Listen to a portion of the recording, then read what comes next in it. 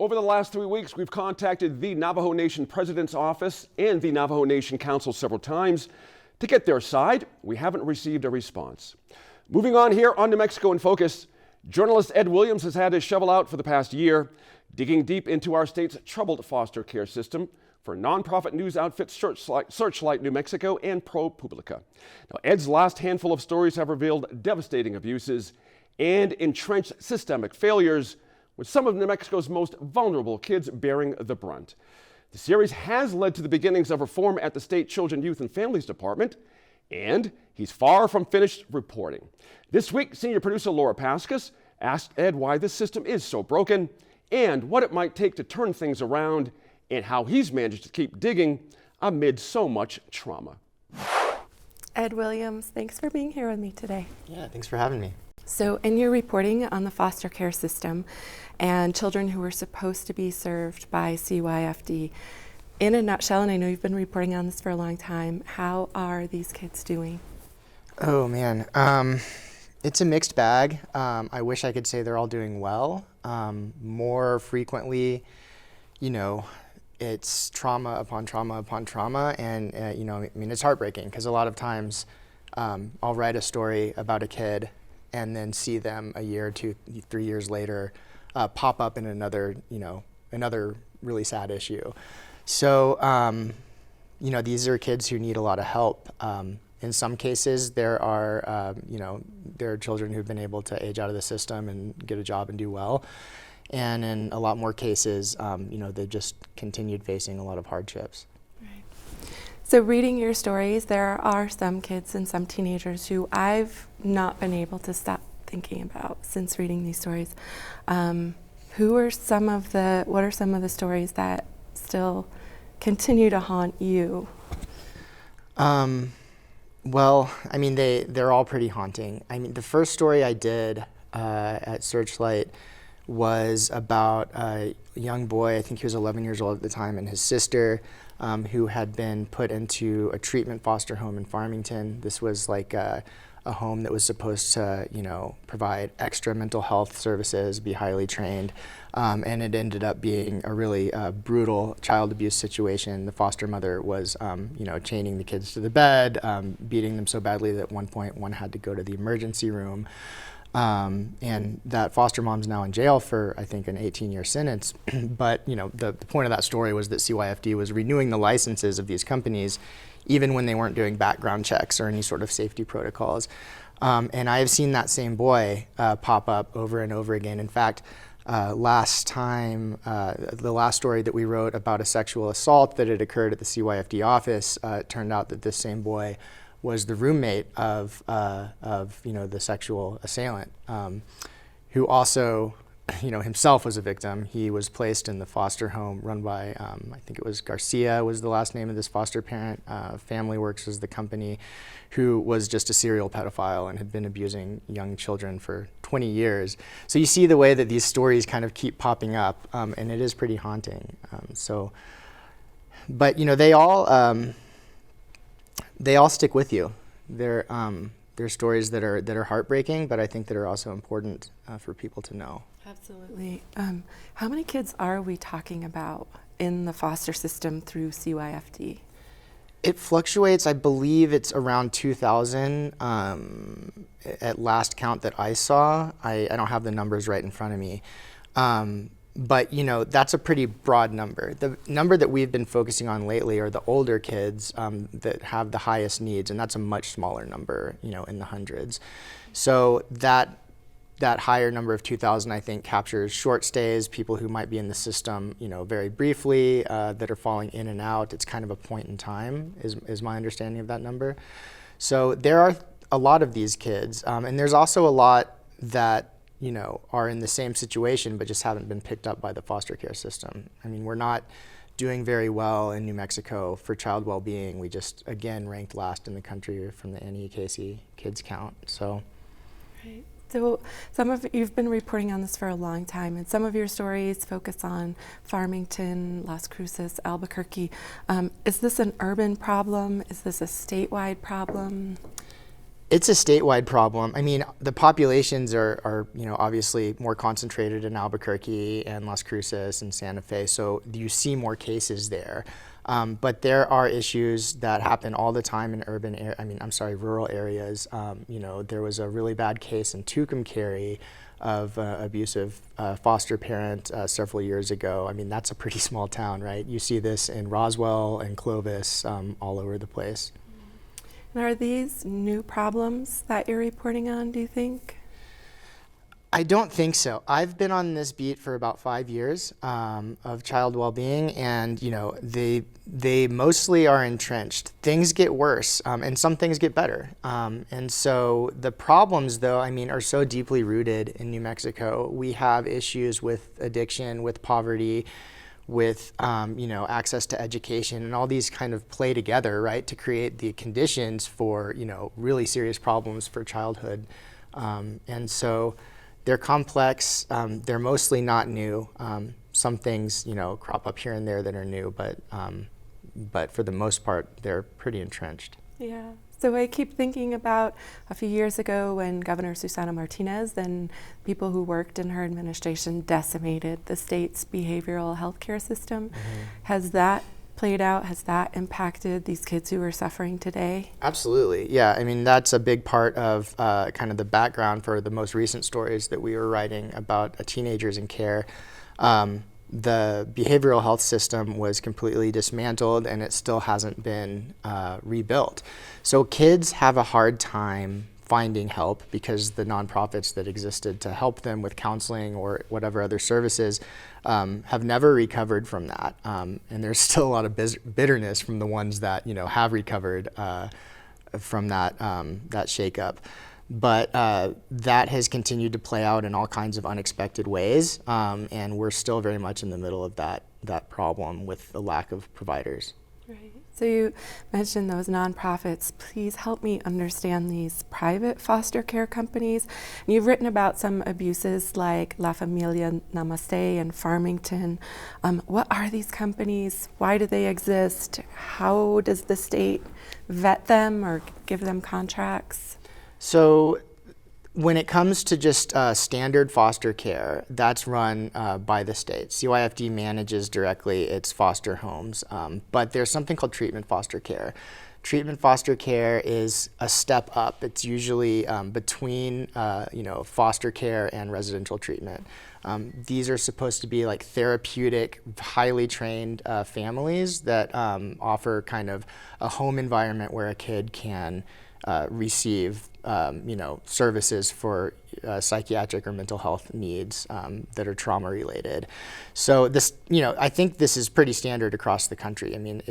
The state doesn't really have the capacity to run that itself. It's run by nonprofits such as La Familia, which is now closed. There are several that have closed in recent years, but they are supposed to be a way for kids to be in a home environment and still receive those kinds of, higher level care, because a kid needs to be in a home environment to receive, to actually have mental health services work. Residential treatment is another option, but that has lots of problems itself. So the state licenses these companies, and every year it goes in and does an audit to make sure they're following all of the safety protocols, and that's everything from making sure there's a fence around the swimming pool to making, to criminal background checks and so forth. So the story that we did, this was several years ago now, found that the state was basically rubber stamping those renewals, even when it was finding massive safety violations. There was one company called Family Works, which recently closed after some investigations, but we counted hundreds, I think it was almost 300 violations that the state had identified and continued to renew its license anyway.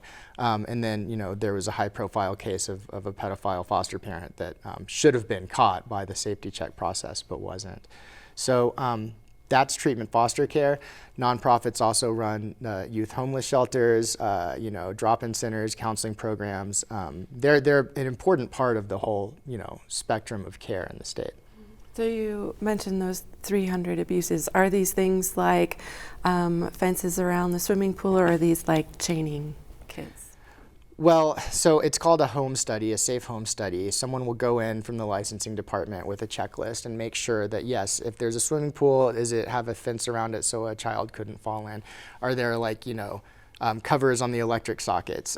Little things like that. But it's also supposed to do, background check, criminal history check, courts check, make sure that there's no criminal records, check for firearms. And those kinds of things. And if there are red flags that aren't, something like, a bunch of lawsuits or problems like financially, that wouldn't disqualify someone, but they should be scrutinized more.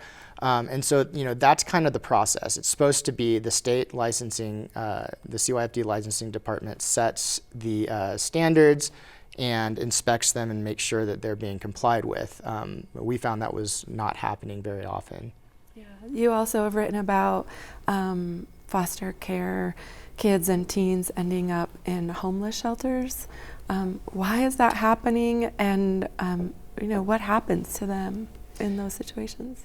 Yeah, so you mentioned the behavioral health shakeup in 2013. Ever since then, there had been a lot of kids that were placed in residential treatment centers. These were like inpatient, basically psychiatric hospitals for kids, but the state had been shutting down the majority of those beds for quite a while. Desert Hills was the first, and there was YHA, Bernalillo Academy. And so we lost most of the residential treatment capacity. There were lots of problems, abuses, the good reasons to shut some of those places down. But that left an entire population of really high needs, mostly teenage foster youth without, a place to go. The state had promised to build like a new system of behavioral community-based health centers for mental and behavioral health. That hadn't happened.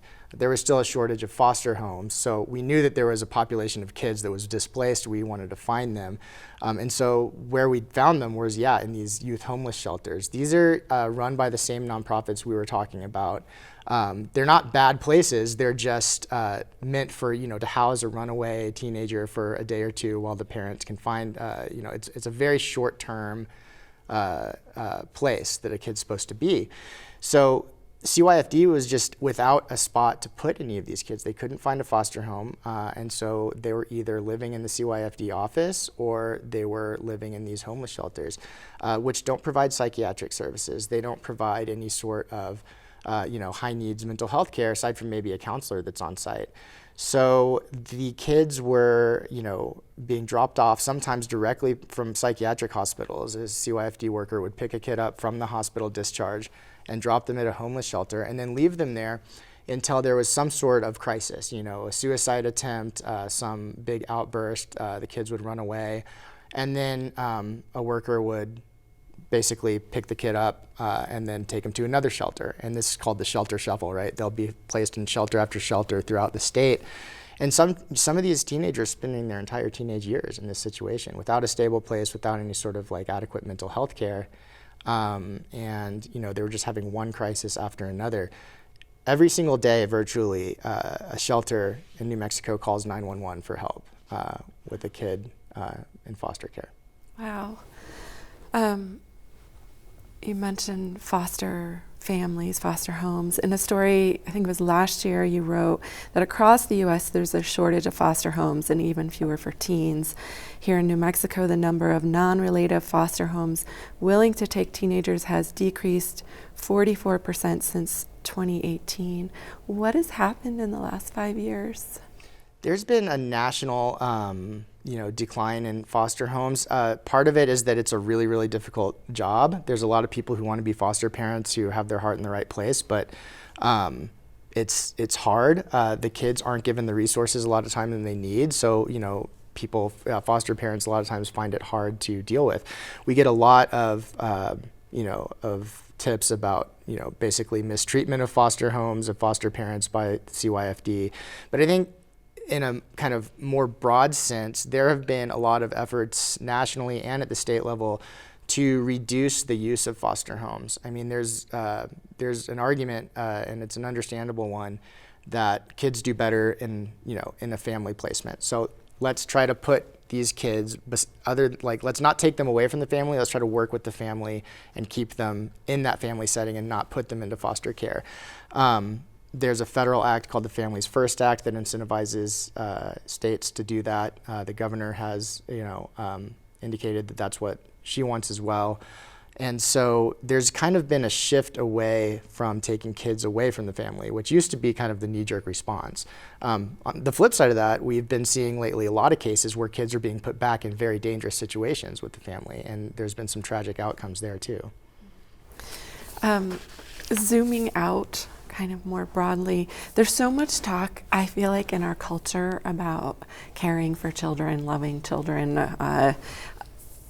but it seems to me either like lip service or that as a society we're saying we care for some children but not others.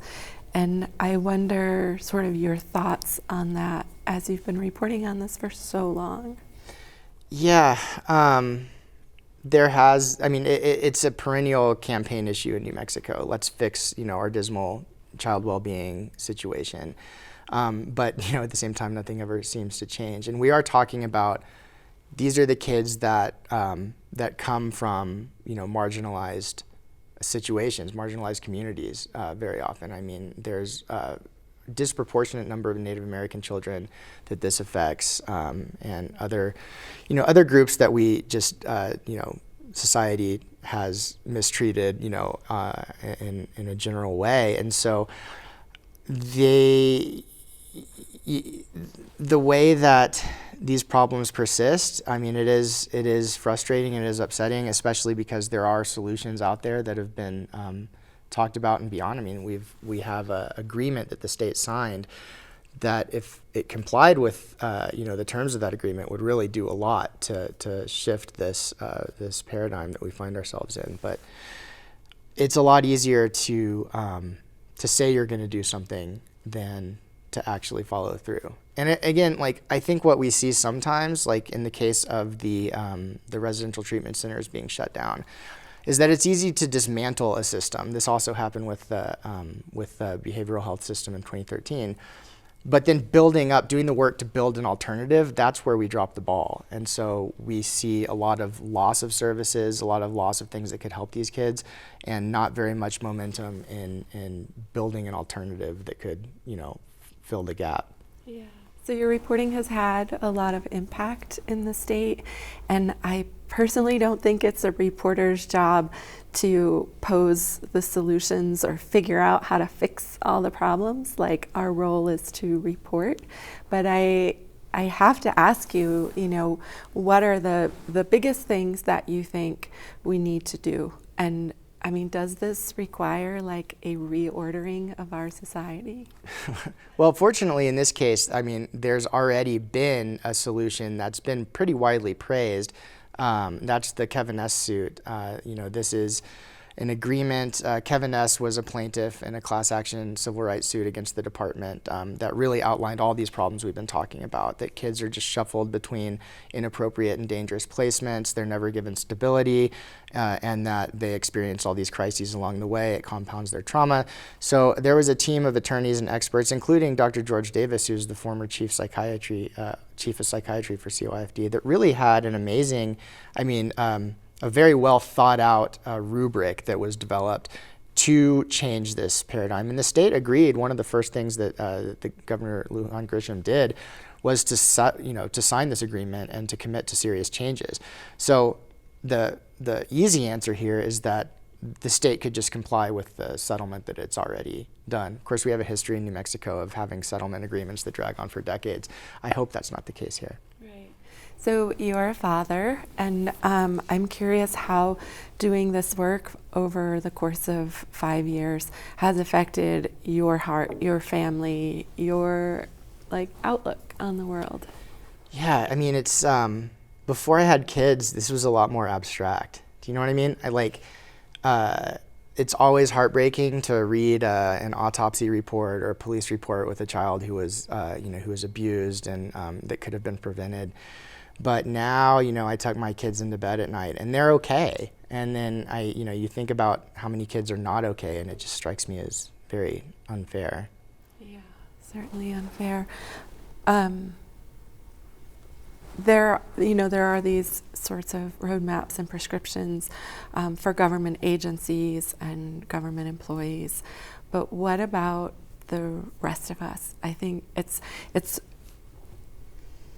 once somebody knows, and like I'm a mom, once I read your stories, what are we supposed to do? Like, what are we all supposed to do? I get this question a lot, and what's really frustrating is like, I mean, I don't really have an answer. Like, the obvious thing, call your legislator, follow the news. These are such complex questions. I mean, sometimes there's an easy fix. Sometimes it's something the governor can do with an executive order or the legislature can pass. There were a lot of bills and a lot of energy last session that were aimed at fixing this. Most of them got vetoed by the governor, but I think that is the most effective way. And I think, the state government's a place where actually you can get through to your representative and they will listen to you. There are nonprofits out there that make this their life's work, addressing these problems and helping these kids. But at the end of the day, these are situations that are just so embedded and so difficult to fix. It's like asking, how do you solve poverty? I wish I had an easy answer, but I don't. Right. Well, thank you for your reporting. I appreciate you, Ed. Thank you.